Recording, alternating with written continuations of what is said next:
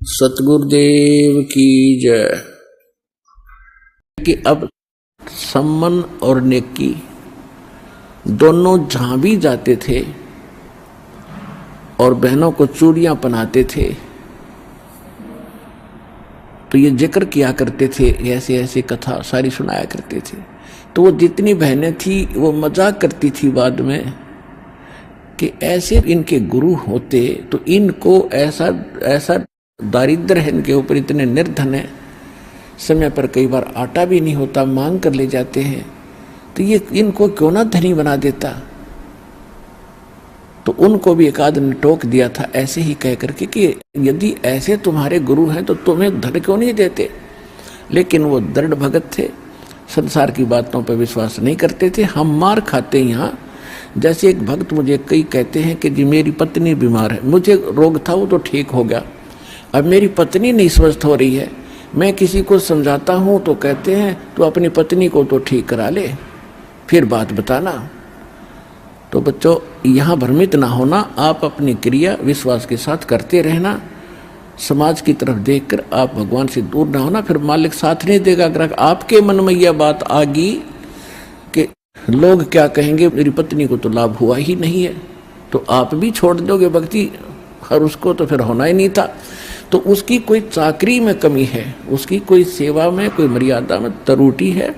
इस कर से जब आपको लाभ हो गया और पत्नी को हो नहीं रहा, क्या भगवान दो हैं, मालिक तो वही है।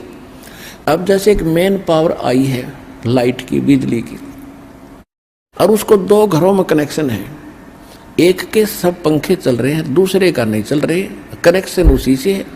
लाइट तो सेम है, बिजली तो सेम पावर की है, उसके क्यों नहीं चल रहे, कोई डिफेक्ट है उसकी लाइट में, आगे कोई कनेक्शन में डिफेक्ट है, उसको चेक करो और फिर देखो होंगे क्यों नहीं। तो इस प्रकार वो दृढ़ थे कि इनको कहने दे, हमने तो भगवान की वाणी पर विश्वास है, कबीरा सब जग निर्धना और धनवंता ना कोई, और धनवंता सो जानिए जिस पर राम नाम धन होए। फिर दूसरी भगवान बताते थे कि राम रटत दारिद्र भलो, राम रटत निर्धन भलो, टूटी घर की छान, वो सुंदर महल किस काम के जहां भक्ति नहीं भगवान। और फिर क्या बताते हैं, राम नाम रटते रहो, राम नाम रटते रहो, जब तक घट में प्राण, और कभू तो दीन दयाल के बनक पड़ेगी कान। ये फार्मूले बताए परमात्मा ने दल डांटने के लिए इस भक्ति मार्ग पर, सच्ची भक्ति पर। इनको अपना कर, इनको अप्लाई करके तब आगे बढ़ना आप सफल होगे। तो उनको ये था कि कदे तो दीन दयाल के भनक पड़ेगी कान, क्या उससे छुपा है जब हम उसके हो चुके हैं, तो भगवान से क्या छुपा है, क्या उनको पता नहीं हमारी निर्धनता और हमारे दुखों का। लेकिन हमें जो धन मिल गया है वो किसी के पास नहीं है, उनको इतना विश्वास था।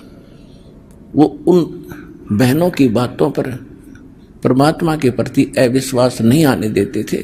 तो इसलिए कहा कि सत न छोड़े सूरमा और सत छोड़े पतजा, और सत के बांधे लक्ष्मी फिर मिले गया। कि सत ना छोड़ना, अपनी मर्यादा पर दृढ़ रहना, विश्वास रखना, देखना खेल दाता के आन देश में।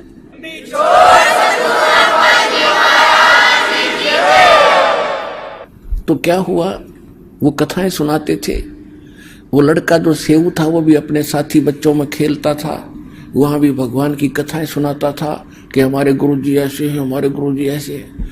राजा सिकंदर लोधी को ऐसे गड़बड़ थी वो ठीक कर दिया, रामानंद को सिकंदर लोधी ने मार दिया था वो जीवित कर दिया, और बड़े शक्तिवान हैं। तो बच्चे कहते थे तुम्हारे गुरुजी तो राजाओं के पास ही जाते हैं, तुम्हारे घर आए कभी।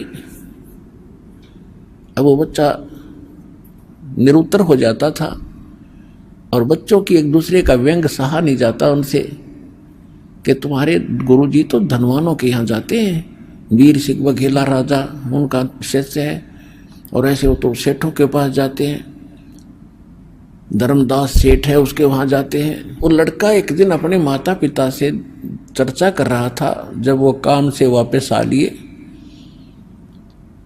शाम को थोड़ा सा आफ्टरनून आंगन में बैठे यही चर्चा चल रही थी, भगवान की चर्चा चल रही थी, क्योंकि जिस घर में मालिक की का प्रवेश हो गया वहां दूसरी बात खत्म हो जाती है। भगवान का गुण गान, उनकी चर्चा, उनका मंत्र, सत्संग में सुने हुए विचार घर में जाकर दोहराए जाते हैं। शेष परिवार वाले भी सुनते हैं, हमें बताओ क्या क्या क्या बताया, और उन ही आगे की और भी चर्चाएं परमात्मा की ही चला।